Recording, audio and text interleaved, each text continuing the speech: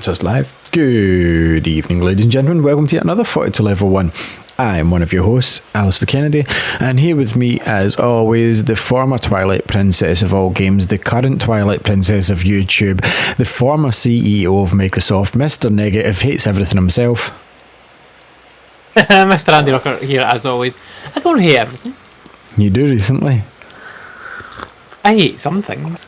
I will just call out when a game is making bullshit. Which is more times than not often. Maybe I'm just playing the wrong games, that's what it is. Well, I don't think you like Assassin's Creed and you keep making yourself play these Assassin's Creed games, and you've complained about them since...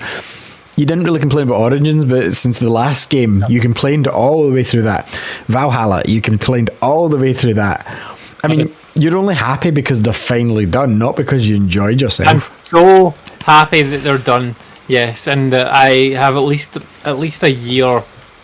Yeah. I'll have at least 18 months now without an Assassin's Creed game on the horizon, so that's good. I will play Assassin's Creed 1 though, because I do want to finish that. But that's a good game.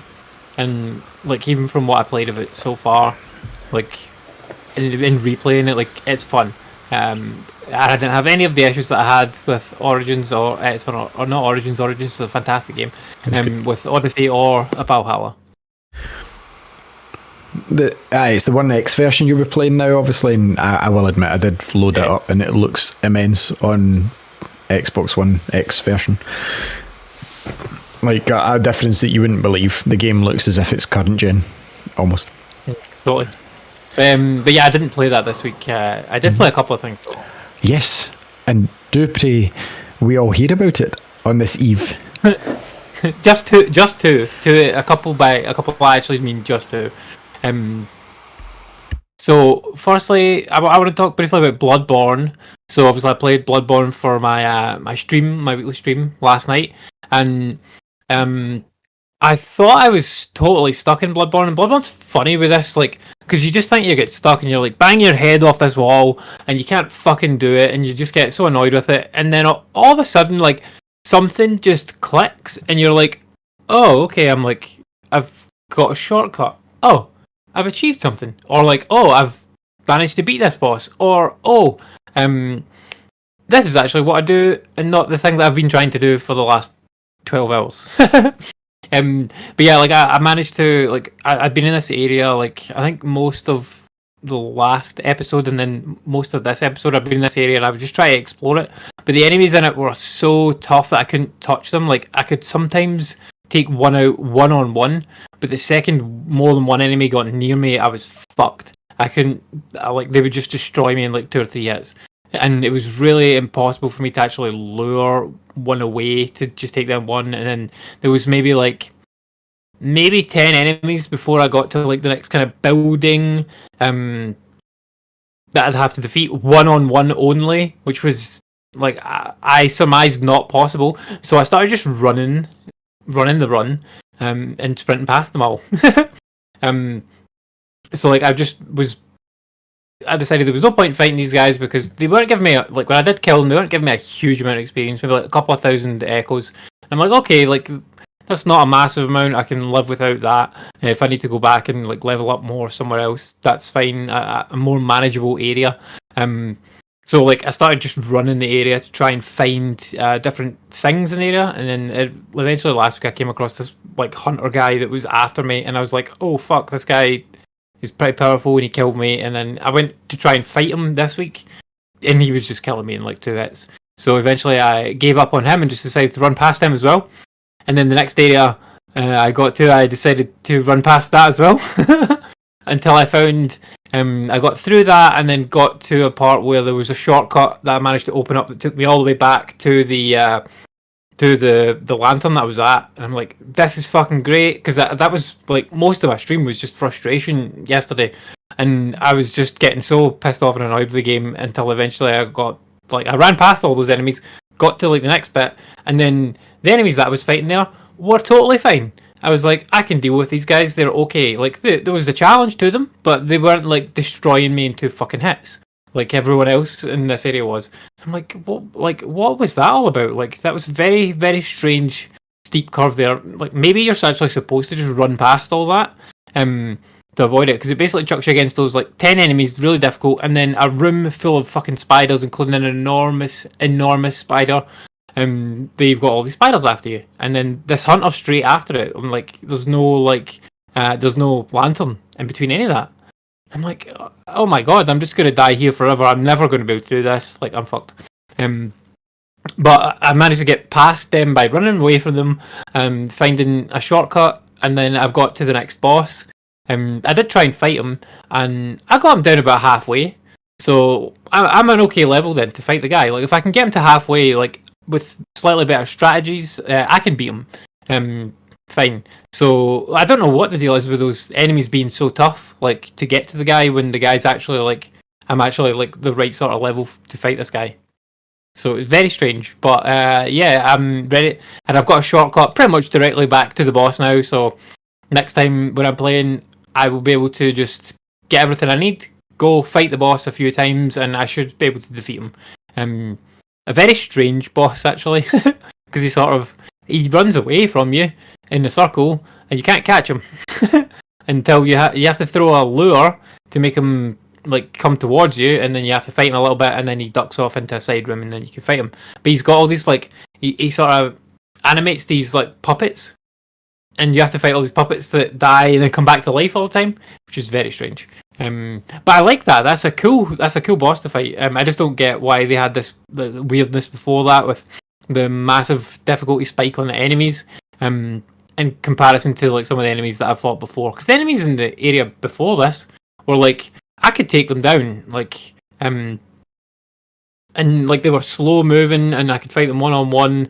And I mean, if they'd ganged up on me, they could have probably taken me down. But I didn't have a particular issue with actually fighting them. And yeah, and then after that, just fucked over and over again. But yeah, hopefully I've circumnavigated that now with a couple of nice shortcuts to get to this boss, and yeah, hopefully I'll be able to defeat him next week. You do see, like, if you've watched Andy, like I didn't get to see this week's shit, but if you've watched Andy, you have seen him improve. Like, he started out as, there's no way this guy's even getting past the first few enemies, and now you're like you're chipping away at the game. Like, whereas at the start of all this, it was like you only hoped that you killed that hunter guy that was killing you all the time, the sniper, and you managed that, and from then on. But it's been really good because you have actually progressed from where you were at. Yeah, definitely. Like, I feel like I've learned a lot more about like the game mechanics and how it works and stuff. There's still so much in the game that I've got no fucking clue what's going on. Like, I have no clue what's going on with the story. Like, I keep picking up these little rune things, right? And like, you can equip runes to your weapon. I'm like, okay, that's fine, I can do that. But the runes that I've picked up they're all like named things. And like, there's one called Lake and like Moon Lake and a bunch of other different ones. And I'm like, I don't see any way for me to use these anymore, like, because I can't put these on my weapon, like, and I can't use them, so I don't know what they do. Like, it tells you in the stats, like, oh, it does this, but I can't equip any of them or use any of them, so I don't know like what I'm supposed to do with them to get this, like, whatever stat buff it is. Very strange. I'm not the guy to answer those questions either. No, and I mean, I can go and look it up, but like, I don't feel that I've got to the point where I'm like, okay, I need to find out what these runes are yet. Like, I've definitely had to look some stuff up, like how to beat specific bosses, but I've tried to only look up like that, like, okay, what sort of strategy should I be using to try and take down this boss? When I've always after I've tried it at least once, because I'll try it at least once blind, and then probably going back and fight it a few more times, and then go, right, I'm struggling, I need some help, and then go and try and find out what it is.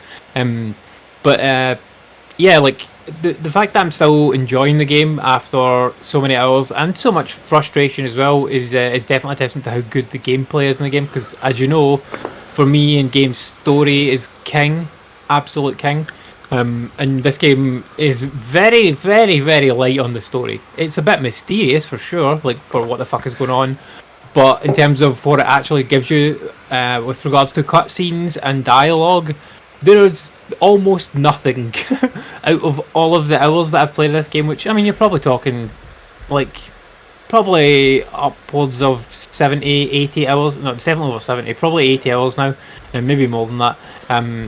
I've had maybe an hour at most of dialogue and cutscenes in the game, and I'm talking about like dialogue in terms of speaking to characters within the game, and even text, plus the cutscenes. There's maybe an hour at most so far.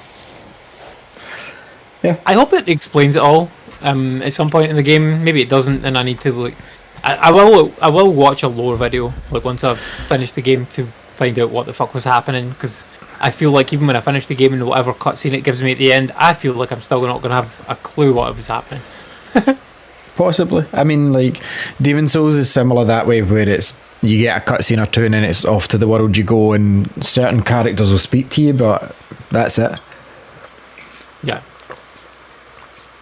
But the gameplay wise, it's a very, very, very, very good game.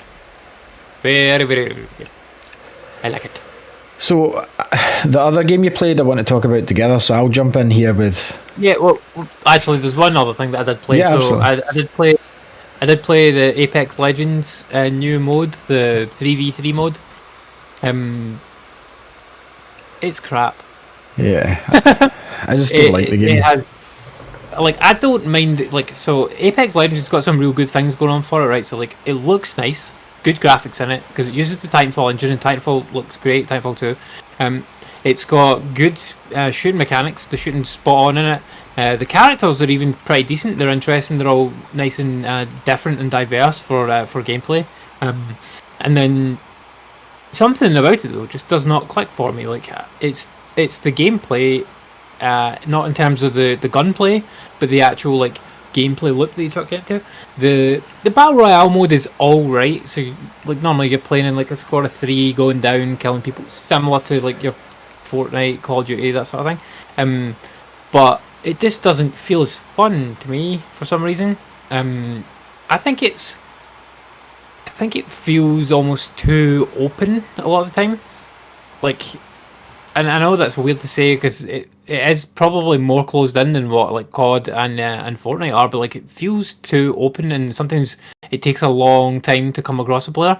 And in this game, you don't seem to have any other objectives other than just killing people, which I think that's the case. I haven't looked into it completely, but like there's nothing evident to me that's like, okay, you need to go and do this quest, or you need to go over and like there's a bounty over there that you can go and try and activate, like that type of thing. Because like Call of Duty has bounties, and which are kind of missions, and it's definitely not as in depth as the mission structure that Fortnite has, which is Get quests. by far the best out of that, because it does give you that feel. Like Fortnite gives you that feeling. We've discussed it before, like of like I've achieved something in my game, even though I've died at like place 110. And I think like, that's key for these battle royale games. When they started out, it was fine. Last man standing was fun enough, but there's certain players like me and you that know they're not going to win every single game, and they're not attempting to. So giving people, I'm not even going to get close to winning like the games.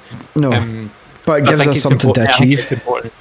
Yeah, it gives you something to achieve, and like especially when you can level up and get your skins and whatnot through your battle pass and stuff. But also for younger players, it's totally good for them to feel like they can still contribute and they're succeeding. Yeah, but the 3v3 mode, I want to mention that briefly because we played a bit of that the other night, and before we gave up because it was no fun, and went back to and played the battle royale mode in Apex Legends, which is definitely better than the fucking 3v3 mode. So the 3v3 mode, big problem with it is matchmaking is horrendous. So like we are all low levels and coming up against people that are fucking high levels, and there's no chance. They killed us every single. We played maybe like 3 matches, I think, of it. And basically you play. I think it's like it's best of 5 rounds. So you have a 1 round, and then if all your guys die, then you've lost a round, or if all the other guys die, you win.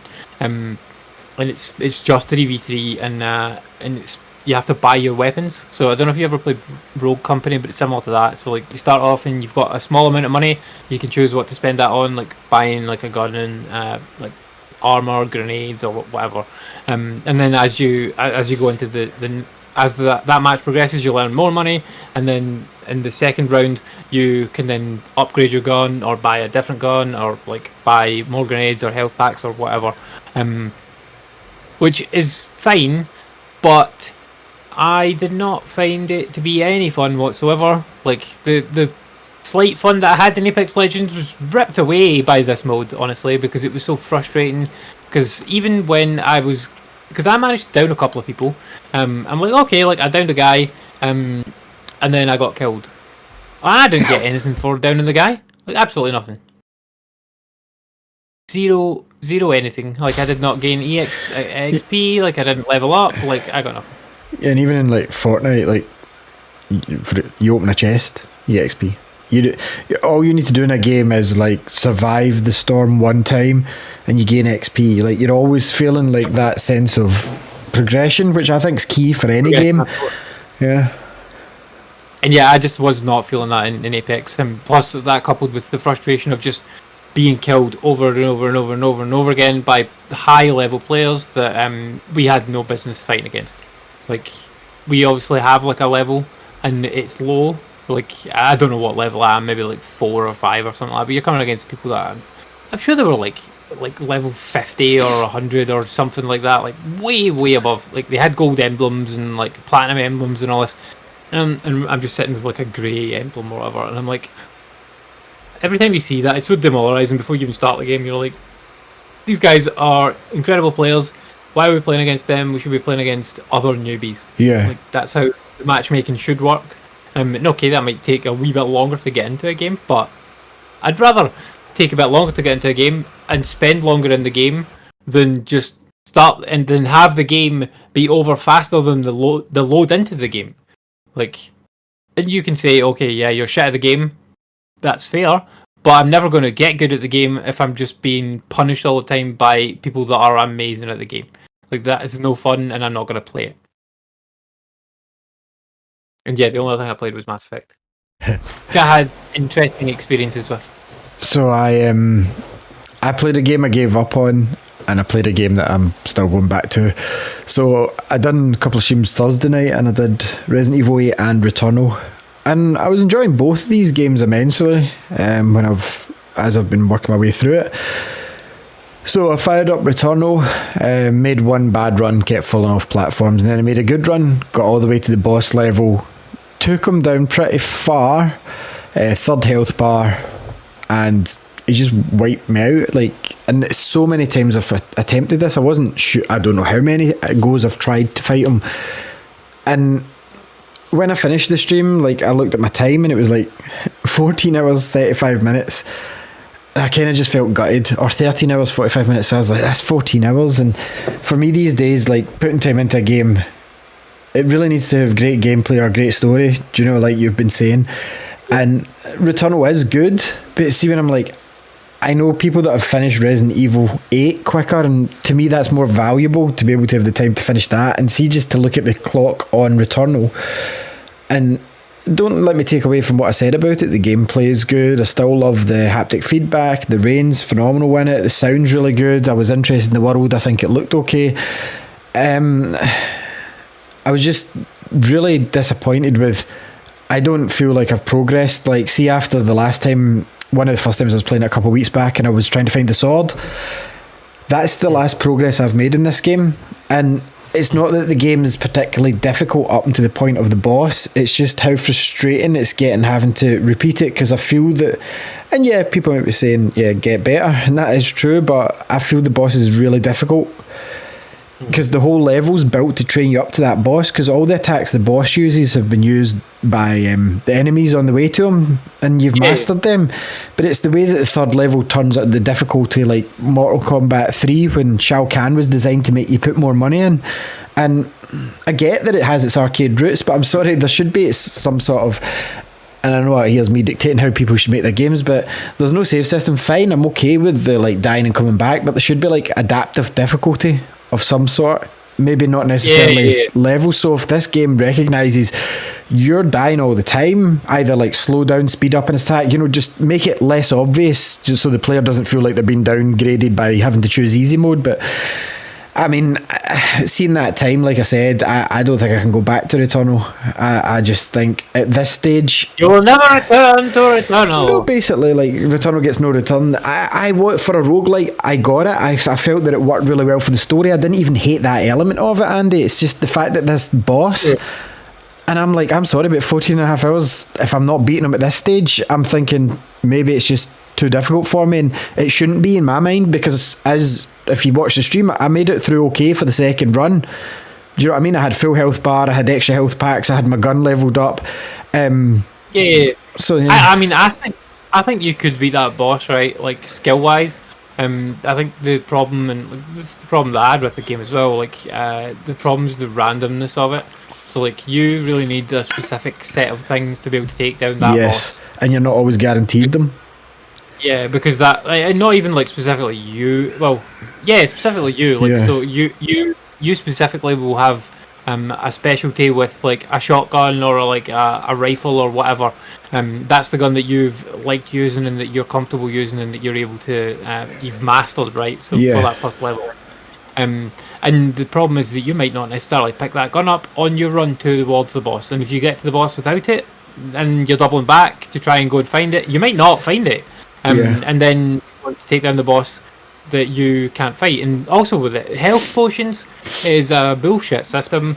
The health pickups on the ground, that's fine, but the actual health like potions that you can get in the game being in random rooms also is nonsense. Like you should be able to craft those at any time, because it's not like, just random rooms, Andy. It's like, so you maybe get say 10 squares of the map spawning, but there's like 40 squares total, so it's good for changing it up each time. But like you said, if you don't get the right mix and you just get a bad mix, you could go all the way to that boss store and either get laid out, or you could get to the boss store and you've not got enough items to beat them. So and no shortcut either. Like there's no shortcut like that. Oh, and there's no that's just frustrating as hell for me. Like even from what I played of it, like it was frustrating me, and I only played for 2 hours. Yeah, because like I said, I get the roguelite. I get my advice. Why is the game Return. So like I get the roguelite elements, and I thought it worked pretty well, but it's like I said before, ties in. If they had adaptive difficulty, like because of the randomness and how difficult certain things are, like a run could be easy and then you get nailed, so you've spent like the best part of an hour, like, or half an hour, however long it takes you to get to that boss store, and then all of a sudden they go, oh, you haven't seen these guys, and you get like the boss room with like 3 or 4 mini bosses like I got in mine. You're screwed at that point. So yeah, I don't think I can be going back to Returnal, and I'm not asking the developers to change the game. There's plenty of people that have beat it. It's just that for me, that amount of time could have been put into Resident Evil 8 and finished it, and time's more valuable for me is the main point of this. Don't get a load of time to game, and when I do, I either have to like the game or I have to be going through a story, and just because of the sheer amount of time I see that as time wasted now in Returnal, because for the past like 2-3 sessions I've played it, I haven't progressed. So the gameplay can only hold up for so long when you're getting nothing else added, not even like a cutscene or like an extra thing or some help or nothing. So yeah. Anyway, the next game I played, I'm not done with. Resident Evil 8. I streamed that after Returnal, and I made some decent progress. I don't know if I killed the sister on stream. I think I might have. I think I definitely ran into her really quick. As I find some bat things. They were on the roof. Yes, that was funny. So they're annoying, and I finally figured out, because you have to find 4 masks at the section I'm at, and I couldn't see this mask anywhere, and I went back to the roof, and it turns out there was a zip line that got me the masks. That was fine.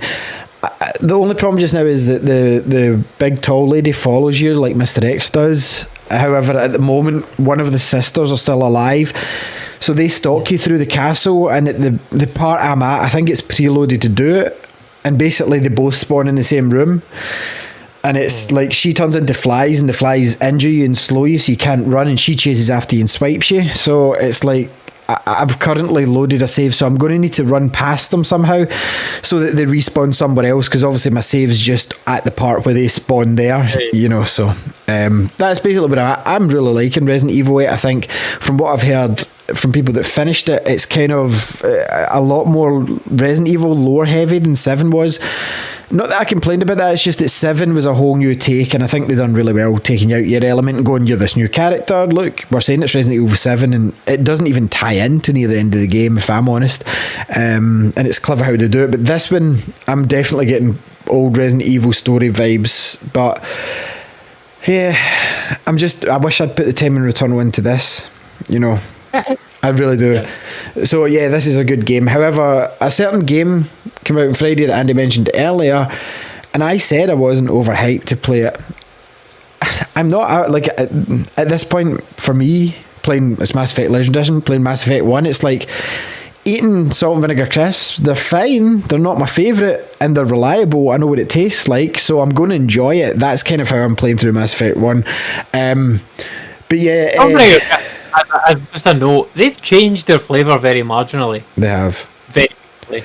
Like they changed the packet design and the flavours changed very slightly. Less salt, I think. I think it's Probably. Yeah, they're probably healthier for you. Boo, healthy. But yeah, anyway, so Mass Effect came and kind of took over my life again. I mean, this game came out 14 years ago, Mass Effect 1, and I played it probably 13 or 12 years ago because I was a year behind in the Xbox, because I remember Mass Effect 2 and Gears 2 being very close launching wise when I got my first 360. I definitely got Mass Effect 2 in launch, but anyway, Mass Effect 1 I played before that. So yeah, I've finished all these games. I've spoken about it at the show several times. I love the universe. Mass Effect Andromeda I never finished. Andy did, but we'll get to that in a minute. And these games, it's like sticking on Star Wars trilogy again. It's just, I know what's going to happen. I'm enjoying it every time. That's how I treat it. And I've never played an RPG that I can go back to like this over and over and over and over. That's my opinion on Mass Effect. My opinion on Mass Effect Legendary Edition is very different. Let me get to my notes. Oh God. For me at this point, I'll put this disclaimer in. I would find it acceptable to play the original still, and I think that's fine for like Andy and stuff. I don't think it's playable to like newer players or players that's played parts and not really. So yeah, like I'm kind of biased in that way, but my overall thought is I didn't really need this version for me. However, it's not saying I did need this. Yeah, we'll get to that, but this is my biased opinion because I'm viewing the original as I don't see any problem with it. However, on the flip side of it, like everything's better. Everything is better. I can visibly see that. I can physically feel that. Like the graphics are all smoothed, not to the point where it's just like a filter or something. They've actually changed the textures that were very pixelated or jaggy in the 360 one. They've basically moved the character models from the PC version of Mass Effect 3 on like ultra settings. That's the ones they're using across the board, and they kind of go with the smoothed out world. The controls now make it playable for new players. Like the shooting works. Seeing the original, like sometimes your shots wouldn't work. The reticle was awful. This time I've heard a lot of people criticising the behind cover mechanic when you've got your weapon drawn, but I think compared to the original, which I recently came off of, it's very much improved. That's all I can say about it. It's not perfect. It's still got its hiccups. Like it's still, you're playing a 2007 game. Like this will change in Mass Effect 2 and 3, but this was very much your Assassin's Creed 1 of the trilogy, where it was kind of finding its feet. 2 and 3 are very different games. You can run outside a battle, believe it or not, in the original version. You couldn't. Sometimes even in battle, hold and run, it wouldn't always work. So that's always good. The save loads closer to where you saved instead of just at the checkpoints, which if you manually save makes it a lot better. Areas have definitely had improvements. Like it's easier to get to places. Like sometimes like there's a walkway that was blocked off by a fence, so you had to go downstairs, round and up the other stairs, where they've just paved right across because they realised that was just an annoying design choice. The driving I didn't notice being much better. To me, I don't hate it because I'm used to the original, but still I don't think the driving and the Mako is very good. Loading is much faster, but occasionally a save screen will pop up.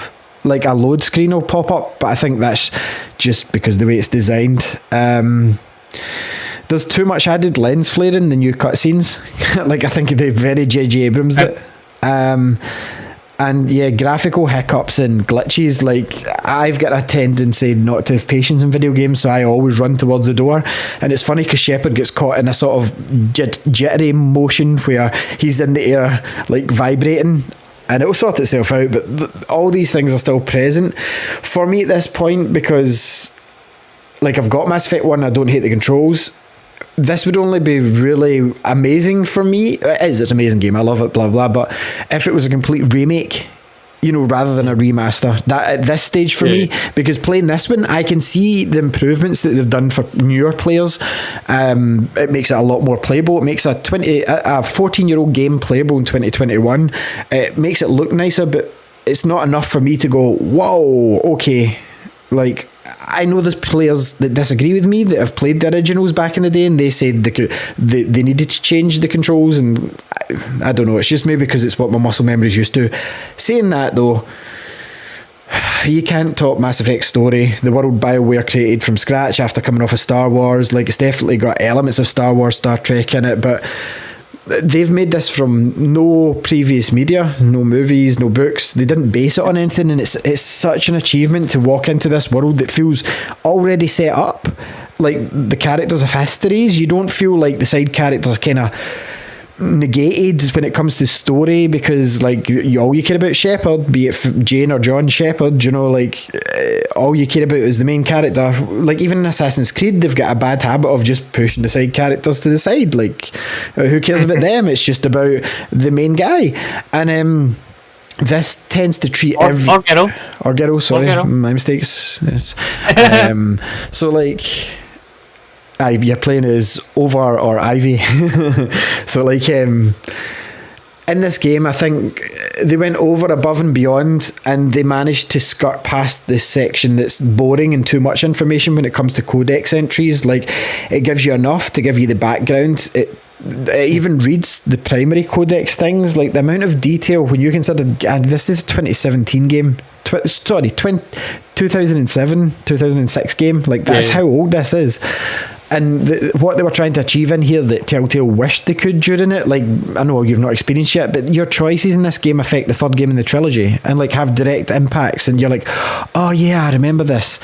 Like, they done a wonderful job here. Like, I personally think Mass Effect 2 is the best in the series. Mass Effect 1 was very much Assassin's Creed 1 versus Assassin's Creed 2 to me. But however, they've made a game playable that I didn't think would be accessible to new players, which is always a good thing. The only issues with me is it's still got most of its old bugs and glitches. The only reason I'm accepting it is just because I'm used to it. But for anybody that's playing this fresh, I would say Mass Effect, unless you love it and you want to do multiple runs, just blast through Mass Effect 1 and you can forget about that, because 2 and 3, when everybody gets to them, they're going to realise, oh man, these games hold up, and they've enhanced these games as well. Mass Effect 2 and 3 are in a different ballpark when it comes to graphics compared. This is a very, very dated, like, there's no facial animations, like their eyes move and their lips move, and it's like, this shouldn't be here, but it is. And the thing is, for an RPG, what I'll say about it, it's a short, well, for most people it's a short RPG. First playthrough, but even your first playthrough is an RPG. 20 hours isn't long, and I would guess Andy's going to finish it in about 20 hours, maybe 24. I might even take that long, depending on how much I want to discover and get my Shepard familiar with in this playthrough, because these are games I will be doing multiple runs of, so I play it very differently to what Andy's going to speak about, because I was saying to Andy, oh, do this, do that, trying to give him pointers, and I agree with the way that he's playing with it now. It's how you should play a first playthrough of all these games. For me, obviously, I've got my tactics and certain things I'll do and don't. This is like my multiple with run, but it's my first in the legendary, so it's exciting, because when you restart 1, you retain some of your stuff. It's like New Game Plus, and then you can transfer that doubly built up Shepard into Mass Effect 2 and start with even more different. It's awesome the way that all links. I've never seen it since, and I've never seen it before. I think this is the only game that I know that carries things forward like that and becomes an interwoven story, even though they're all very different games.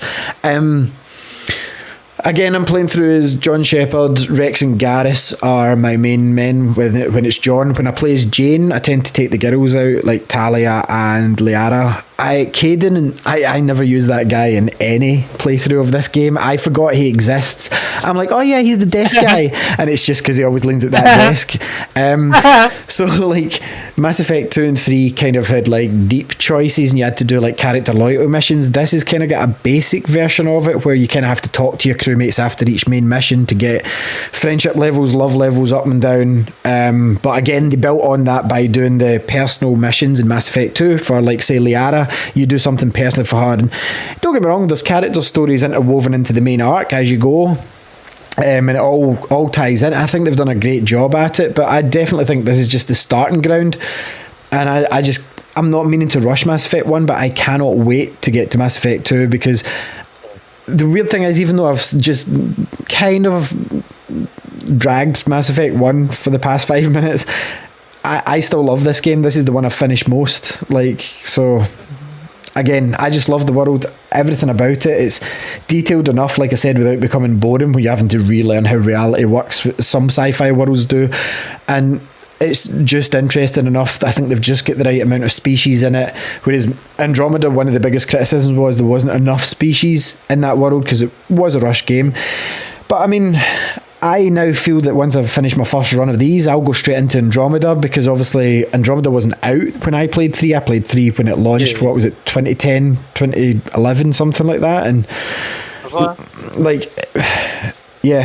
I'm interested to see what Andy has got to say about it, if he agrees, disagrees. I know he nodded along some of that, but he only played Andromeda and finished Andromeda. He quite liked Andromeda, and I'll flip it that way and you can work your way the other way. That was kind of, I don't know. So Andromeda, I really liked Andromeda. I thought it was a great game. There was a few issues with it for sure, like some of the character animations, and particularly in the faces, was really bad, and some of the walking animations were very strange. But like the game still looked nice overall, which is not something that I can say for Mass Effect 1 remastered on this. It does not look nice. They've definitely done some work on it. Like, I would say the character models look totally fine, outside of the faces. Yeah, because the face doesn't move, just the lips and the eyes. The face is worse than Andromeda by far. Yeah, like it's horrible. But the characters themselves, when they're in gameplay moments, they actually look quite nice. Like the way the suits are done, they've obviously put a lot of res into those, making them look like up to date, and that's good. The backgrounds maybe not so much. So like overall for looks, it's okay, it's passable, but you can tell it's an old game you're playing, even though they've given it a wee spit shine. Gameplay, like the choices and stuff like that are good. They still, like, it feels a little bit, it feels old school when you're making the choices. It feels like you're playing an old game. Like just the way that the dial goes. For some reason, so that dial doesn't go through all of them. I get what you're saying, but that dial lasts to Mass Effect 3. They don't change that. Yeah, but does it feel different when you're in? I think it's like, because when you're aiming it, like it doesn't click around the same way as like I would expect it to. No, you're right. Yeah, you kind of have to flick it towards the. Yeah, I mean, it's just that's the way that they designed it, and like that's how they want you to control it. But it just doesn't. It feels old. Like an old school design choice for me because of that, but that's very, very minor. I do not like the shooting in this game. Shooting is Mass Effect 1. The biggest problem with it, and I don't mean to interrupt, but I will. Mass Effect 2 and 3 were designed as shooters. I've told you this before, so they are absolutely fine. They feel fluid. It's a shooting game. But seeing this one, I've always said this about it on the show. I'm agreeing with Andy, like the shooting's terrible, but it's because it doesn't know whether it wants to be an RPG or a shooter. And if it wanted to be an RPG, I don't think it should have been action role play. I think it should have locked you in place and done the move for you, because then it would have been better, but then it would have been a very different game. It would be more tactical. But you know what I mean? Like, rather than having you control, like in Kingdom Hearts, it should have been like Final Fantasy VII, the original one, where you're not.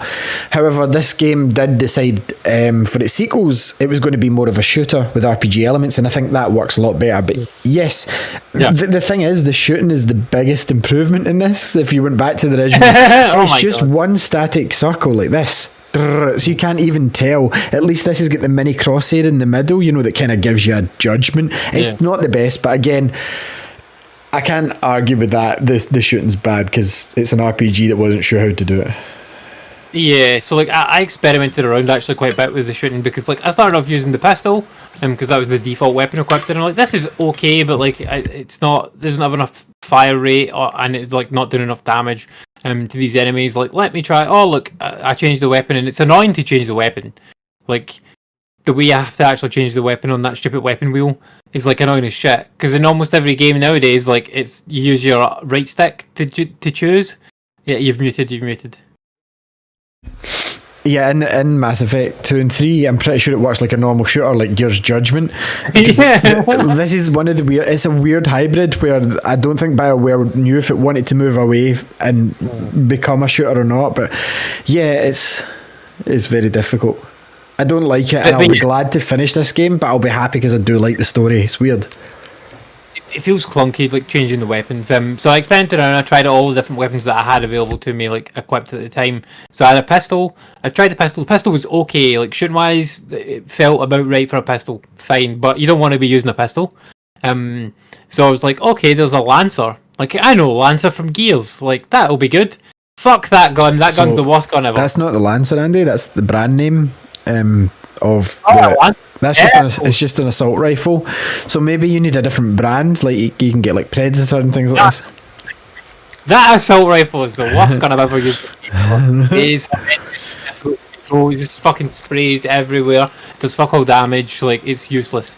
I used the other gun. What was it like? It was like a star gun or something. Shotgun. It's kind of like a shot. Yeah, I wasn't a big fan of that because obviously you have to move a lot closer to the enemies, and they do a reasonable amount of damage to you. Some of them when they hit you. So I decided I'm going to be the sniper. You never use ever. I never used it. But the sniper rifle has by far the best aim in this game, which is weird.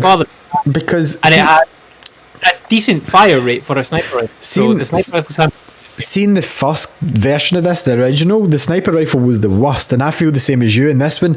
I don't think the assault rifles are quite right, but like they never were.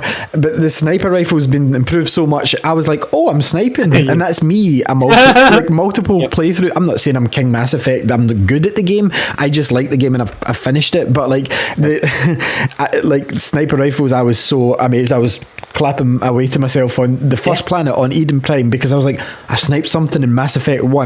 No, you can do it again. Like I'll make the disclaimer that 2 and 3 you can do it no bother like this, but in Mass Effect 1 I'm like, oh, I sniped. And it's weird to hear that you picked a sniper, but that's cool because there's so many different ways and variations you can play this game. If you choose to go a biotic instead of a soldier, you can ignore the weapons and use just powers and stuff. So like I'm playing. I didn't mention it at the top there. I'm playing as FemShep and just basic FemShep. Like I don't know if there's any things I can change, but like I just picked. I'm going to be FemShep, and that's that. Jane Shepherd, I think her name is. She is Jane, yeah. Which I didn't know that's what her name was. I think until you mentioned it. I'm like, oh okay, like because I know it was John Shepherd. Yeah, I knew that. And every time I hear like John Shepherd, someone say that, I always think of John Spartan. You have been fined 20 credits for violations of whatever they're called. From Demolition Man. From Demolition Man, yeah. But so like that's my kind of gripes out the way. Like, it doesn't look great. The gameplay in terms of the gunplay is not great. No. But the story's good. And that's what I'm here for. I'm here for the story, to get the grounding of the story for Mass Effect 2 and 3. That's the only reason I'm playing Mass Effect 1. Otherwise, I could have probably just skipped the Mass Effect game. Yeah, but see, the thing is, right, you can start Mass Effect 2 for anyone listening, and what it will give you is a virtual comic, and you basically choose the decisions you make in one. But see, for me, I'm like, but then you're not carrying your Shepherd over truly because you've not made the decisions, you've not experienced it, and that's one of the shining things for these games. And I don't mean to keep interrupting Andy, but like I just can't help it with Mass Effect. And then, like anytime Andy talks about Mass Effect, like I put up a tweet where it was like, would you like to know more? Because I genuinely get excited. It's like a lot of people that I know haven't played Mass Effect, and it feels like I'm the only one that knows Star Wars. And when people are discovering it, I know you played Andromeda, but that story's almost 100% separate, apart from the fact they were one of the arcs that left Earth. And it's like experiencing all this story, it's so cool. This is one of the greatest stories ever told in gaming. And the fact I know that you don't like buying DLC, and the fact that the Shadow Broker DLC is some of the best story I've ever played, be it download content or not. And that's part of Mass Effect 2 to 3, but I know you would have skipped that. Like normally, and the fact that you're getting this all tied in, I'm like, this is brilliant because you're going to experience the full trilogy, which I would argue, and you know how much I like Star Wars, that it's up there with the Star Wars trilogy, and story wise.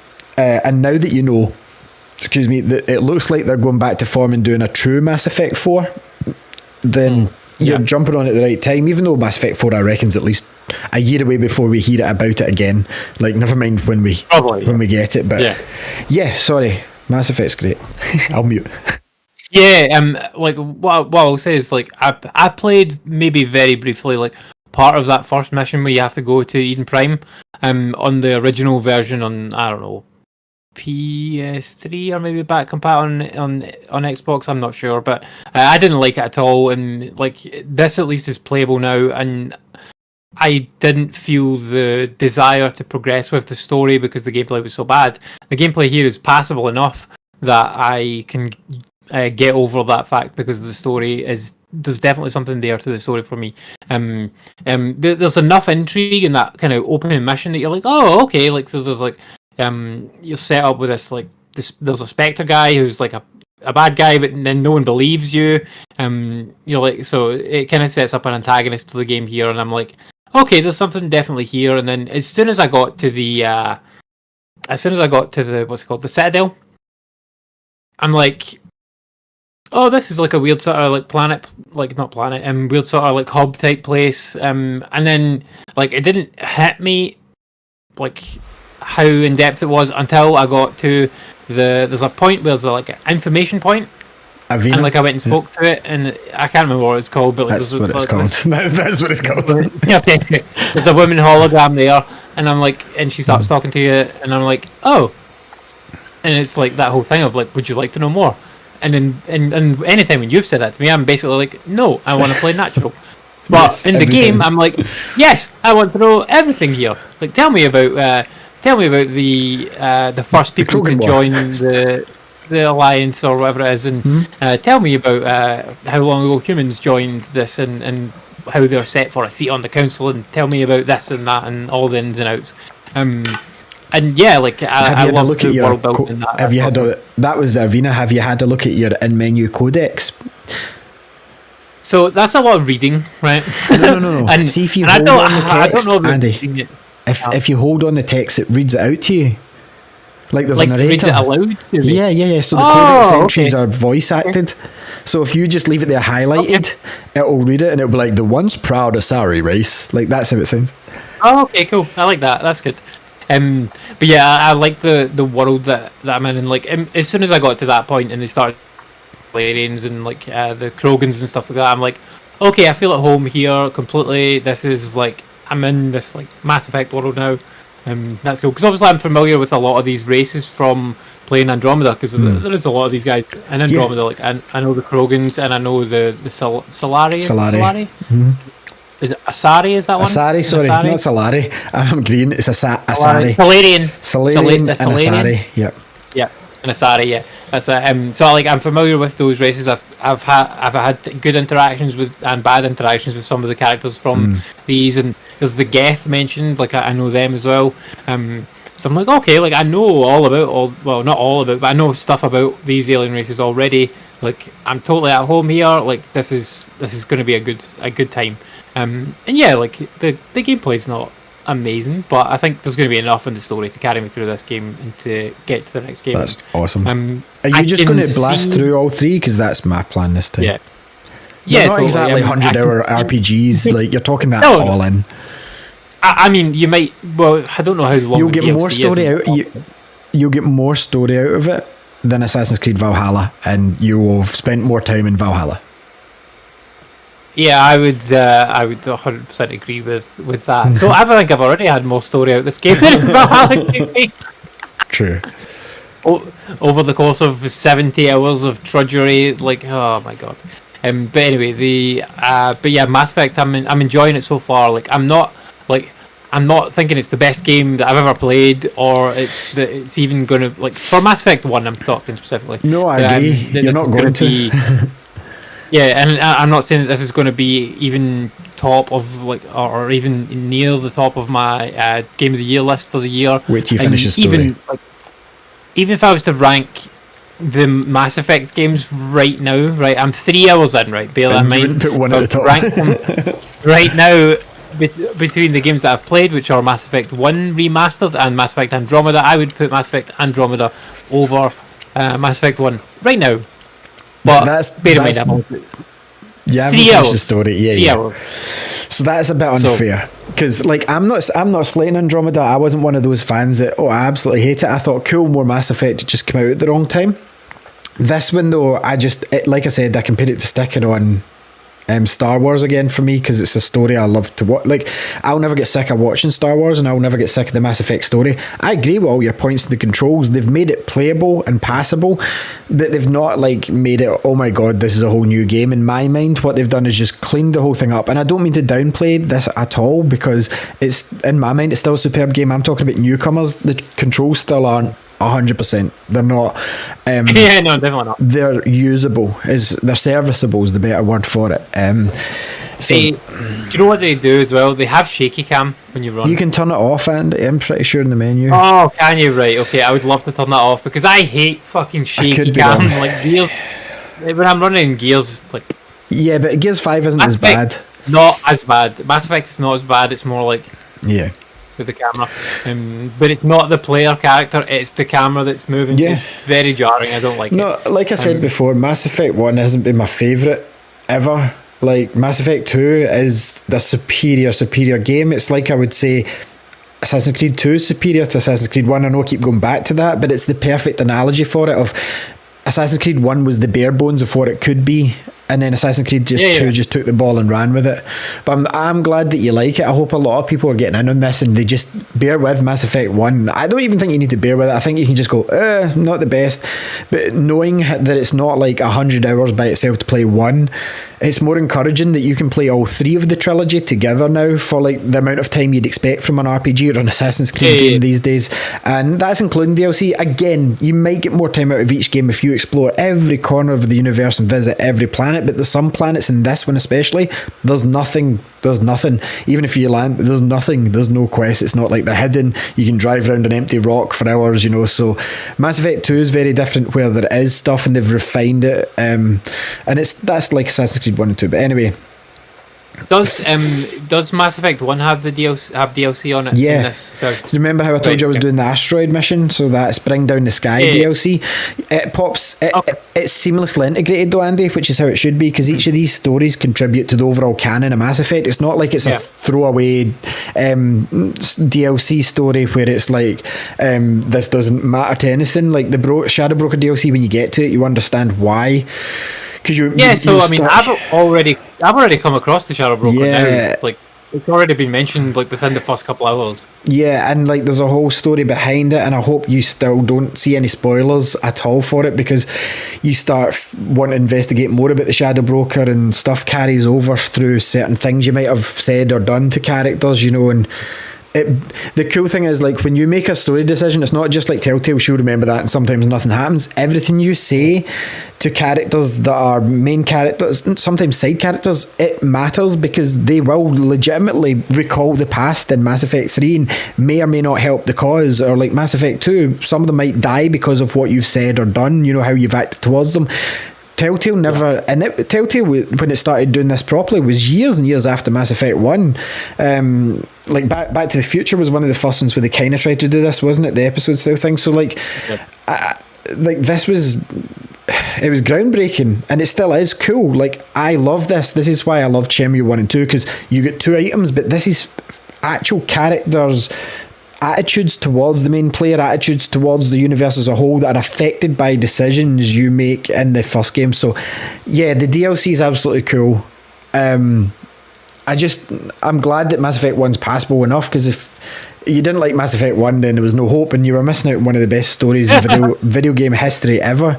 And I think that's purely down to the fact that it was a Xbox exclusive for so long that by the time it came to PS3, it was in a trilogy box set, and it was end of PS3 life cycle, or the second year, when we were both not buying games. And I mean, that was far too late for that game to come out, because like, I can remember Mass Effect 2 coming out and like hearing about it, and I think it had that comic thing actually built into the game. It does. And I remember going like, should I pick this up? Like, it's supposed to be good, and I was like, I can't jump in it too. Yeah. Like, I don't feel good about that, like, without having at least tried one first. And like, I didn't have an Xbox 360 or a means to play Mass Effect 1 at that time. Like, I didn't have a PC that was capable of playing games, so Yeah. I was like, no, I'm not invested in this. I'll not bother. So I did not. And now it is, however many years later after Mass Effect 2, because like Mass Effect 1, I don't think I even heard about it until 2 came out. No, because you were not in the I had 360. no real awareness. Yeah, I had no real awareness of it whatsoever until Mass Effect 2 came out. And Mass Effect 2 came out in 2010, believe it or not. So 11 years ago. Okay, yeah. And Mass Effect... Which doesn't seem like that long ago. Like, that's when my kid was born, so I was busy to be that. 2012 was Mass Effect 3, so... But by that point, but again, if you had jumped in, and I'm sure plenty of people did and just used the comic book, you're missing out on... It's not just like I said, carrying over a few items. Your actual character you've built for a game follows you through to the third game, like decisions, like the way you act to people, like characters that are still alive, like the whole thing carries through, and every random outcome that can be determined by a player's playthrough, like, has a story that bounces off of it, instead of it just going, okay, you died, there's nothing more for that. And it's just incredible to think of the achievement they've made. And this is, again, stuff that wasn't in Andromeda, because obviously it was a standalone game. So I get why people didn't like it as much. But for me, I just love the universe that much. I'm just like, do you know what? It looks cool. It moves better, like Andy said, than the other ones. Graphical glitches aside, like, it is a cool looking game. So, like, I hope everybody gets Mass Effect Legendary Edition and starts at 1 and plays through it that hasn't played it, because you're missing out on a really wholesome experience. And there's very few, and you'll probably agree, Andy, over the years, coherent storylines that let you tweak things.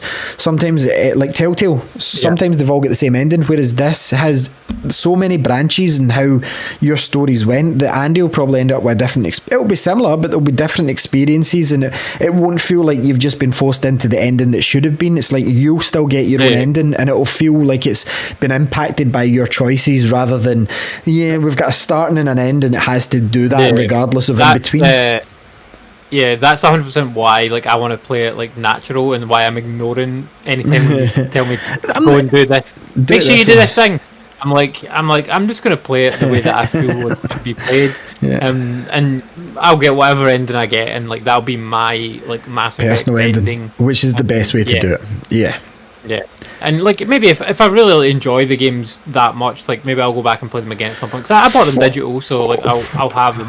What I will say is, like, obviously there's certain missions you should finish, because then it makes the end game almost impossible, because slight spoilers in one of the games, so I won't tell you what game it is, maybe more than one. No. It's a gameplay element. It's a gameplay element that affects it. So you can lose team members, like perma, if you've made the wrong choice. So it's not a spoiler that way. So, like, you could get to the end mission, there's only like 2 of you, and you're not going to be able to beat that boss as easy. Do you know what I mean? So it's a bit like in Zelda. Remember how if you didn't do all the beasts, Ganon had like 2 waves basically? It's kind of like that. So you want to make sure you do the loyalty missions. You want to make sure you talk to your crewmates, because otherwise you're going to get to the end and it's just solo shepherds. So I did I did the loyalty missions in Mass Effect Andromeda. I don't know if I did all of them, but I did the ones that I cared about. So I'm familiar with that kind of concept. Having those guys like on board on side with me. But so now after I thought about your way of playing it, and like, it is the right way to do it, absolutely, especially for a first playthrough, because then you'll get to the end and you'll enjoy it even more, because it's your personal ending, and it won't feel like it's throwaway or it's not the canon ending. Every ending you get in this game feels like you've created that, you've had some impact in the story and moved it. Last of Us 2, pay attention, where I felt like I was just moving the camera basically. So anyway, I mean, that's totally different. There's no choice in Last of Us. No, but that's what I mean. That's what I mean. Like, I felt that I was experiencing Last of Us 2, and I'm not digging Last of Us 2, rather than taking part sometimes. Whereas in this, it feels like you are taking part all the way, because every decision, like, sometimes, like I said in Telltale games, like, it doesn't matter sometimes about the middle 2 episodes, because you're going to get the same ending. Nope. Everybody's going to get the same, so you feel like you've wasted your time. Whereas in this, like I said, and it doesn't feel like you've just got, that's the bad ending, that's definitely not what happened. Your ending for Mass Effect, Andy, will be your complete Shepard story, and that's absolutely fine, because there's no definitive end. Like, you may I don't want to say anything about spoiling it, but you could do You could blow up the Death Star. You might not blow up the Death Star, but that's your Star Wars. You know, I'm talking about Star Wars. This is not like a spoiler. So, like, imagine Luke didn't blow up the Death Star and that's an alternate Star Wars. It's still valid. Like, so that would be like yours. But yeah, I could talk about Mass Effect for like hours and hours and hours.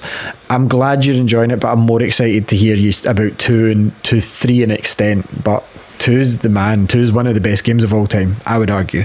It's maybe unfair. I'm gonna make a prediction before I've ever played Mass Effect 2 or 3. Yeah. That I will like Mass Effect 3 better than Mass Effect 2. You won't. That's gonna be my prediction. You won't enjoy it. No, you won't. I can guarantee it. I know why, because you're like yours better, but like at the end of the day... No, not because of that, because you like Mass Effect 2 so much that I'm probably going to like 3 more than you do. You're maybe right, but I can't see it. You might, I don't know, I can never tell you, but Mass Effect 2 is kind of like... Everybody, well, not me personally, but people like Empire better than Star Wars. Do you know what I mean? Because like their Empire couldn't happen without Star Wars. It's kind of like that, you know, like... But for me, Mass Effect 2 is the best of the trilogy. Story-wise, gameplay-wise, like, the missions you do felt more coherent than either Mass Effect 1 or 3. Sometimes they feel a bit disjointed. But yeah, they all make an impact. But if I do want to know if you play 3. I hope, because we'll talk about it more in the news, but the guy said he's not ruled out Mass Effect 3 multiplayer being added back in. That mode's fucking fun. Like, you would think in a game like this, no, it's not going to work, but it's fucking fun. It's slightly different controls, less RPG, obviously because it's Mass Effect 3, so you're playing more of a cover-based shooter like Gears at this point. And the cool thing is, during the game, even though you've got squad mates from Mass Effect 1 to 3, you only ever play as Jane or John. You don't ever get to play as, like, say, Garrus or Rex, you know. They're with you. Whereas in this, you can choose your race. You can be a Krogan, Turian, and, like, everything you do, basically, instead of just random. Mass Effect 3, it's a fight for the galaxy. It's the keys in the box art. So you have to hold territories, and by holding them, you have to play the multiplayer, which puts you on a battle on the planet, and then it makes it easier for you in single player, you know, to land in the planet because the team's cleared it out. So it really feels like it's part of it. It doesn't feel like this separate just deathmatch mode. It feels like, even though it is kind of team v team, your XP counts towards like your single player, you know what I mean? Like your credits go towards your alliance building. Kind of like, remember Sonic Forces kind of did it? Like 100% for each thing, like how strong your ties were with I've never played that game because it's so bad. Sorry. But yeah, like it's going to be interesting to see how they've done it, because before it was via that, so I don't know if they're going to make you send parties out like Assassin's Creed, Black Flag style. But yeah, if they had the Mass Effect 3 multiplayer, I would be... It's not going to be one you're going to be playing for years, but if they kind of bring it out within the window of Legendary Edition, which actually they won't, now that I'm saying this. I don't think they will, unless they can find a way of directly porting it. It's probably too late now, unless they're like porting it in the next month or two. Unless it was already being worked on, like, and COVID held it back. That's the only way, so... but yeah, anyway, without multiplayer, the series is absolutely spot on. From all the reviews and stuff I've seen, like, this is the highest scoring game of the year, I believe, like, so far, which is good. But I mean, there are some bangers coming out. You've got the new Battlefield, you've got like Ratchet and Clank and all these sorts of things. But yeah, I'm really enjoying it. It's a shame that I can't put it in my game of the year, and I want to hear Andy after Mass Effect 3. Well, I want to hear him all the way through it, his experience, but Mass Effect 3 especially, because then he's got his complete story, and I want to see if he changes his mind about his ranking of it, and if he thinks Mass Effect should be... This is questions I want you to answer. Should Mass Effect trilogy be considered as a whole, like, or like should it be judged as individual things because it's one story? I think it should be judged as 3 separate games. A bit like Star Wars. You don't judge it all by the whole story. Yeah. Yep. I mean, you could compare the trilogy to the other trilogies, like the original trilogy versus the sequel trilogy or the sequel trilogy. Like, you could compare those and find that the original trilogy is far superior to either of the other ones. Very much. But so you could do that. Like, we could compare the Mass Effect trilogy to the Assassin's Creed Origins Odyssey Valhalla trilogy, because that's clearly a trilogy. True. Yeah. And find that Mass Effect's a better trilogy. Trilogy is probably not as good. No, because it had 2 weak entries and 2 strong. No, you're absolutely right. And each game's different. Each game has its improvements. Like, I felt closest to my team in Mass Effect 2. I really did. Even though the first one kind of, like I said, like Garrus, you're meeting Garrus for the first time, and that's a cool character because he grows alongside Shepard. Like he's kind of, when you first meet him, he's very strict by the book, like CSEC officer, like, and he kind of loosens up as he meets Shepard, because Shepard, no matter how you play him, is kind of, he's not always got the same attitude, but he's kind of sometimes got because you can always be angry or overly nice with it, but it's not quite Han Solo relaxed, it's not quite Star-Lord relaxed, but it's somewhere just above them, because he does kind of play it serious. So like, to see Garrus changing his ways and stuff, like, it's really cool to see him growing. Yeah, I have in the game I've just met Garrus, so he's just joined me. So you've done 3 hours, Andy. Do you know how many hours I've put in already? Like, so far to this one, I'd maybe 6, 7. Nah, double. What? Yeah. So, I don't regret this though, because I know I could sink that into Resident Evil 8. But the Resident Evil 8 is not going to beat these. I already know I'm going to enjoy Resident Evil 8, but it's not going to overtake this trilogy. So that, yeah, I've put double the time into it already. I can't.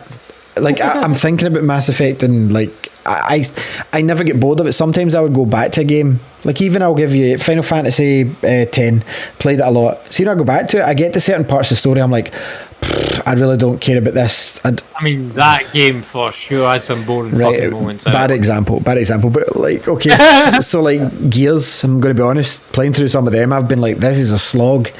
You know, like, I've played this before. I haven't played Gears as much as I've played Mass Effect. The stories, I've played them through maybe once, twice, but like, Mass Effect, I've never, it's like Star Wars, it's the only way I can compare it. I can put Star Wars on at any point and watch the whole thing, not be bothered. This, I could put this game on and restart at any time, and I'm like, cool, do I do Ferris Novaria first? So like, it's like comfort food. Like at the start of the show I described it, or the start of this I described it as salt and vinegar crisps. They're reliable, they're not, like, you're always going to like them. You don't have an opinion of them being amazing. Well, I do. You've always liked salt and vinegar crisps. So like, you know what? I have an analogy for Assassin's Creed that I'd like to retract from a previous week. So previously I said that Assassin's Creed was like sweet popcorn from the cinema, right? And it was just like you were eating all of it, and then you got to the bottom and it was like shit left. Yeah.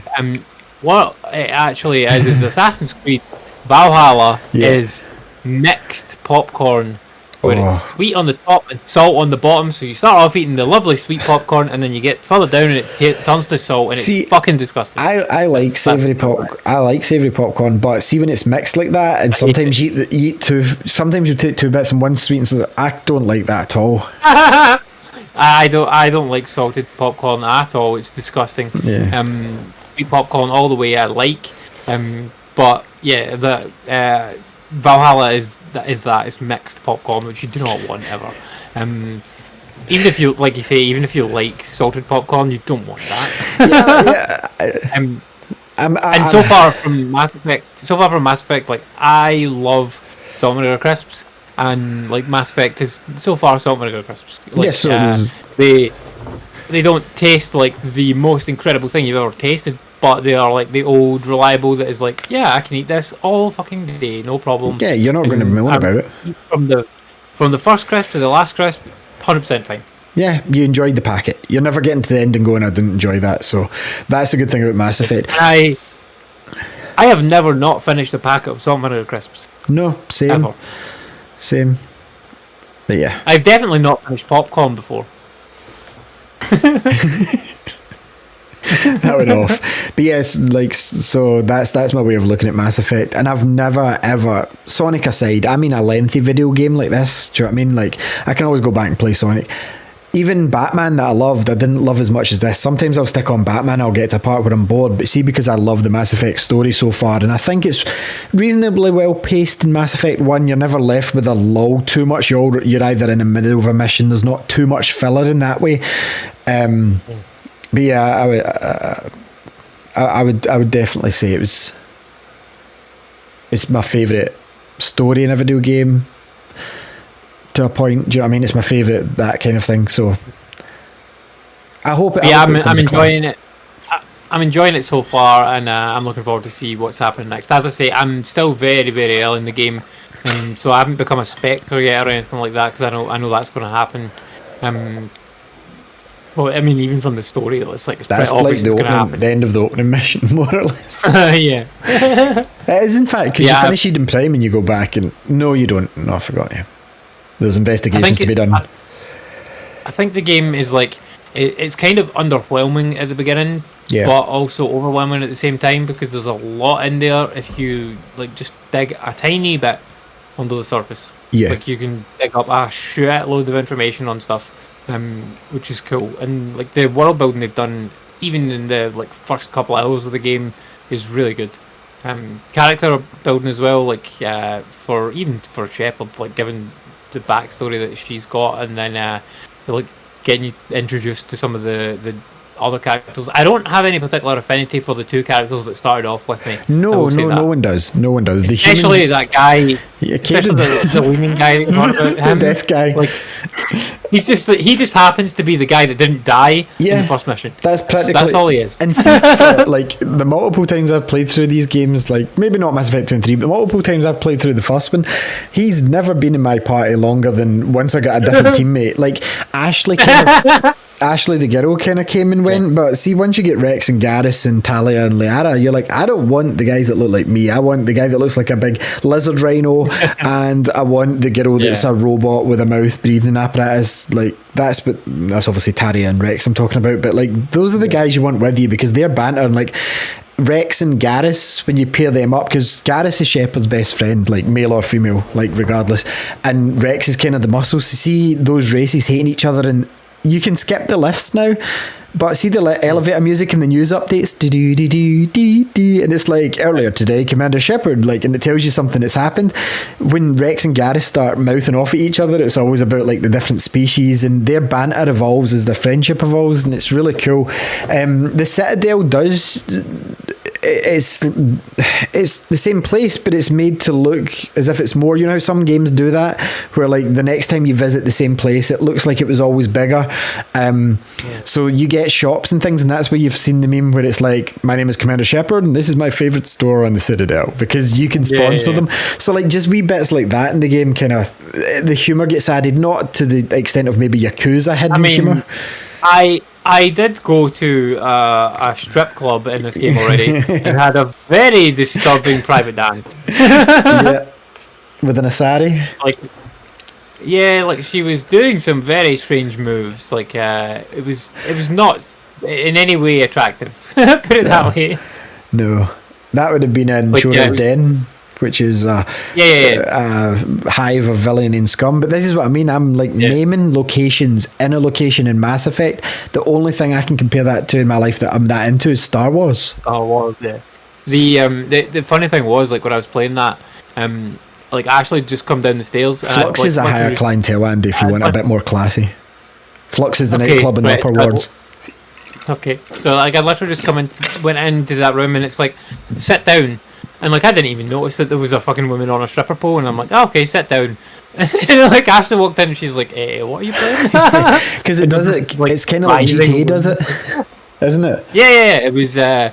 It was not attractive at all. Like it was quite funny, to be honest. But so yeah, I'm sure I'll have many funny adventures things to add about Mass Effect, and I'm sure I'm going to enjoy this like series as a whole. I don't know how much I'll enjoy the first game because of these gameplay kind of antiquated gameplay elements. It is the certain bits, not all of the gameplay, just some bits. No, you're right, but like this is elements they couldn't hide without a remake. This is what I mean. Like, I'm not ungrateful for this. It's just because this is as far as you can take a remaster. I would argue that this is as far as you can do it, because they've not just spit shined the game. They've replaced character models. They've replaced textures. They've rebuilt some things and remodeled maps that were unintuitive. Like I'd said before, there's areas you'll get to that you'll be like, oh, this is great, but seeing the original game, it's so frustrating to have to take a long route round to get to somewhere you can see. So like the work they've done is incredible, but the gameplay, there's only so much of that you can tart up without it being the same old gameplay, because it's very stuck in between, do we want to be a turn-based RPG or an action RPG? And I'm kind of glad they took the turn towards action in the next two games, because it just works. Whereas this one, it's very, the story never lets it down, the characterization never lets it down, the lip sync, as Andy will probably hate, is it's like 14-year-old lip sync, so it's awful. The facial animations, there's no facial animations in this one. All that's animated is their eyes, which are never accurate, and their mouth, which is, it's almost like one of those things you see in TV where it's a green screen. Yeah. So like, it's like what's his name? Annoying Orange. It's like that. Yeah, it's like Annoying Orange. So once you get past all these things, though, like the story's enough to keep you there, and the gameplay is now passable. But yeah, I don't think this game's going to be anybody's favourite apart from nostalgia. Like for new players, anyway. I don't think it's going to be anybody's favourite. It wasn't mine, and I played it like closer to its release. Like I played it before Mass Effect 2 launched, I know that. So I probably played it 2007 or 8, like whatever, probably the year after it came out when I got my 360, because it was one of the first games I got. And that's the reason, like, does it get any haptic feedback? I'd imagine not, actually, because it's a PS4 game. So yeah, for me, absolutely none of that. Like, because I'm playing on PS4 I'm playing on PS5, but it's the PS4 version. So there's certain series that I will only play in one console, like you've seen recently, Resident Evil. It's a PlayStation game to me. I own some of them on Xbox. This mic stand is going down. So, do you see it? You need to hold it. I've nudged something out the road, and it's too late on in the show to tighten anything. So, yeah, like, what was that? Sorry, I lost my point because of this stupid microphone. You were saying you played the series back in the day, and something like that.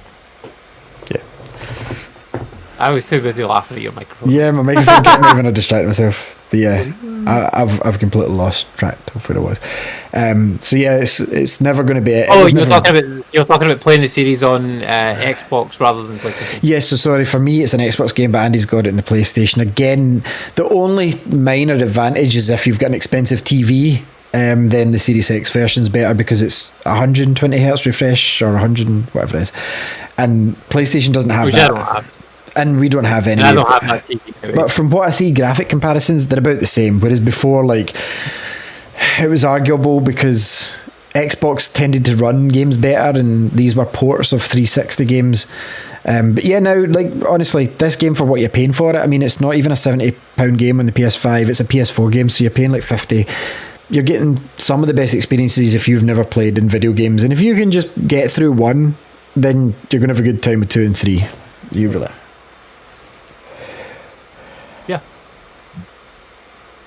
Yeah, I don't really have any more to add because I haven't played enough of it to comment further. But like, I will be playing this. That's good, because I'd thought this, and I'm like, there's no way Andy won't enjoy the story. But then I thought, is he going to stick the gameplay? And luckily enough, when I played it, I went, do you know what? It's playable. I think it's passable enough for the Andy-o-meter, and it turns out it is, which is great, because that could have been, if it was just as bad as the original, it would have put you off, and you'd have been like, no, I'm just getting rid of this. It's not going to work for me. Although you bought digital, didn't you?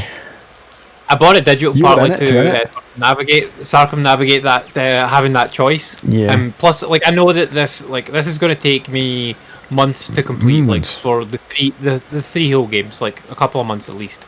And then there's the replayability. Yeah, if I ever want to replay, it's fine. I don't know that I will. I certainly won't replay it again straight away. No, I don't mean that, but I mean, like, see down the line, you'll be like, I wonder what if I went mail shepherd and I took X and Y and I told this person that, and I made a different choice. I told somebody to go away instead of helping them, and like, yeah, you will. You will absolutely get that itch. Like, it's almost like a what if of Star Wars. I've got previous for replaying games with choices in them to see if I can get a different outcome. Like, you absolutely can in this.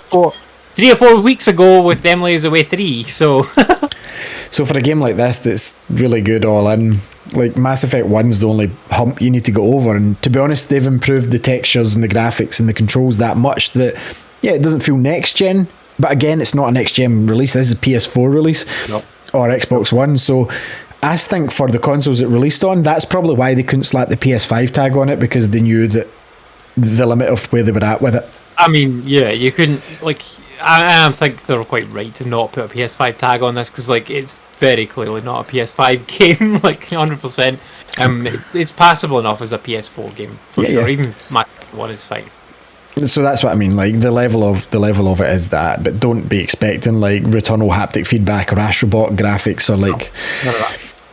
However, you will see a vast improvement in the second and third game if you just persevere with it. But yes, that's all I've got to say on Mass Effect, apart from it's awesome all over again. And I did have my doubts that I would fire this up, Andy, and go, what if I'm not in the mood? And I played it, and like the only thing I can compare it to is like firing on a good episode of Always Sunny, or firing on like something you're comfortable with and you know, and you're just enjoying it. So yeah, that's where I'm at with it.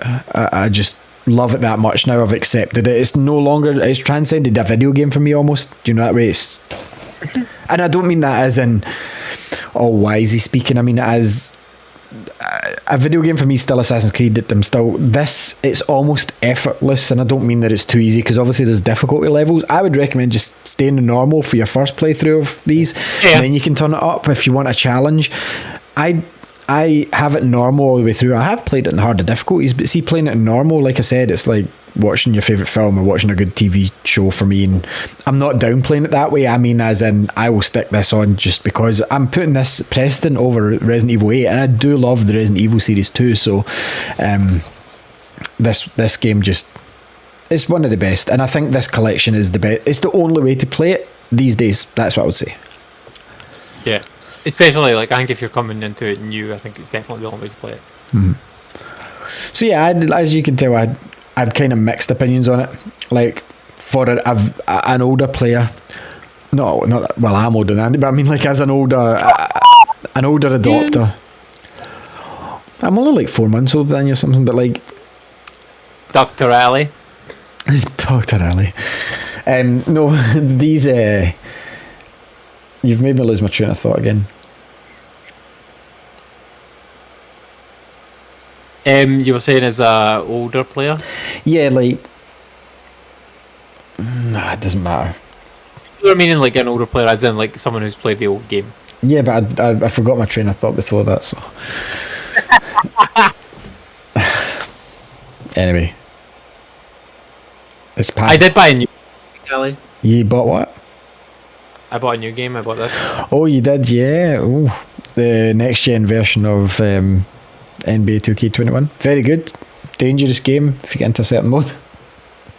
I will not be playing any buying of card modes. You don't need to. No, you can play them. Do you know what the thing is? It's fun enough to play. It's just don't be stupid with it. Like it's got some really cool challenges, like 3v3s and stuff. Yeah. So I like that. But yeah, you'll be playing the neighborhood, which is the most boring section. I'll be playing the neighborhood. Yeah, I hate that section. But it's so cool. That's what I've always loved about the NBA games, is how I've got friends, like even Andy, Nelson and me, the sections we play in these games are very different. Do you know what I mean? Like Nelson likes a certain arena. I don't know, they sometimes intertwine, but you could play exclusively one mode in this game and never ever see the other modes. It's got that much variety in it. Yep. But yeah, this is the one to play. And this is also my first Xbox Series X only game on disc. Obviously I played the medium on Game Pass, so I will be looking forward to being blown away by the graphics of this next gen game. I don't know if blown away is the right form. They're good. The only way to really see it in sports games, to be fair though, Andy, is to pause it and zoom in and like do the action cam, because then you can actually see what's going on, because most of the games you play with a pulled out view slightly. So yeah, I did play the last gen version of it, like the Xbox One version of it. Not good. Through back, and it was okay. It's not a good game. It really isn't. The mechanics are all gone in it. It was more of a legacy mode when it came to. It is a legacy version. It's more or less last year's game. There wasn't enough improvements for me. What is up with this? Stay there. Yes, I'm looking forward to getting a shot at that. Probably tomorrow I'll play that. Awesome, man. That's cool. I'm off tomorrow, but I need to make space for it because it's like hundreds of gigabytes. This is why I told you, like, get your storage card. You need a storage card. You're just refusing to, because you're going to get your SSD for the PS5. I'm refusing to because like I'm going to play more games on PS5. No, it's acceptable. It's acceptable. 100%. But I'm sorry, so we're almost in June. Where's the news about the SSD? I know. Like I want to buy the SSD for the PlayStation 5 first and have like my storage locked in for that first before I go to the Series X and get it sorted. Because I think it's definitely needed, and with no sign of a terabyte or 2 terabyte model, and I've got no intention to buy one yet because the consoles are 6 months old, then yeah, storage is your only option for the next year at least, I would say 2 years, and by that point you're going to be like, I can't fit Starfield on my Xbox. But yeah, PS5, you're right, but it's Game Pass is kind of intervened in buying stuff for the Xbox for everybody. It really has. Definitely. Mass Effect's different for me because obviously it's I've played it on Xbox. I never played it on PlayStation. I bought it on PlayStation, but I never played it, obviously. But yeah, PS5 is good. I do like my PS5 for certain things. I think this generation, I'm already feeling a difference between the consoles that we never had as much last gen. I felt they were very similar last gen at some points. Game Pass and like the PlayStation so focusing on their exclusives. Not saying they didn't last gen, but this gen it seems like that's their mission statement is look at our stable. Yeah. And I think seeing the two different, like Xbox going down the streaming route and selling you your games as a subscription, it feels like there's a legit difference between them. Whereas PS4 and Xbox One at the start, but see the last few years of them both, they were same releases, same games, same structure. You know, you've got gold, you've got plus, that's it. And Game Pass has took that one way, and PlayStation are leaning heavily into the first party games, and rightfully so, because that's their bread and butter, and they've realised that's their niche. So every time you see it, even in the Sony logo, it's always like Sackboy, God of War. Whereas Xbox are like, yeah, we're just going to buy things and sell them to you on Netflix, and it's good, it's interesting. The only thing that's lagging behind for me at this stage in the consoles is the Nintendo Switch, and it's not that I don't like it, it's just that do I really want to start playing the rest of Hyrule Warriors when I've got this itch that by the summer next year there'll be a Switch Pro? And it's like, I would rather play it nicer, and this gen has kind of, we've said it before in the show, because of your 60 hertz, you're getting the full 4K, you're getting the HDR, you're seeing a big difference like on games on the Switch, and you're like, it's becoming not as acceptable as it was like before. So like The Witcher on it's not acceptable anymore. Like it's just not. It wasn't great to start with, but even like Doom that was cool at first, I went and fired that up. I think it was at some point this week, Doom 2016, that is, bear in mind. I've not tried Eternal, but it's just, you can notice the murkiness, you can notice it, and it was more forgivable is the best way last gen. So they really need either a brand new console with the same form factor, or they need a Switch revision, and they need to announce it within the next year. Well, sorry, I'm talking nonsense. They don't need to, because these things still sell like hotcakes. So I don't 100% agree, but I think for gamers like me, it would be nice to have a Switch Pro. But if I was a boss at Nintendo, I'm like, why am I going to release something else to cut off some of my fan base? Like, these are still selling. I just want Switch to bring out some real games that I want to play, like more True. Mario 3D games. Oh, the golf game though next month looks really fun with the battle golf. The golf looks alright, yeah. I want the new Zelda game. Like, I want these things to come out. Bayonetta. I think these are going to be Switch Pro. Metroid, like all these type of games. These are the games that I want to see coming out that I'm interested in. Like the other games coming out, like Pokemon Snap and shit like that, I have no interest in that. Like whatsoever. Nope. On-real shooter. Last game that came out, last actual game that came out for me that I was interested in on Switch, and I wasn't even that interested in it until the pandemic hit, was fucking Animal Crossing. And like before that, I don't know. Like it would be probably The Witcher. Like before that, it was a port of another game. You know, it was just a convenience for me to play it handheld, and then I decided to buy it on PlayStation instead, so I could play the PS5 version. Better choice. It's been probably 3 years since I've had a game where I'm like, oh my god, I need to play this on the Switch. No, you're right. And don't get me wrong, I still love it. Very bad. Well, for me, Monster Hunter Rise, but that was a shot in the dark. Do you know what I mean? It just was a surprise sort of, wow, that was great for me.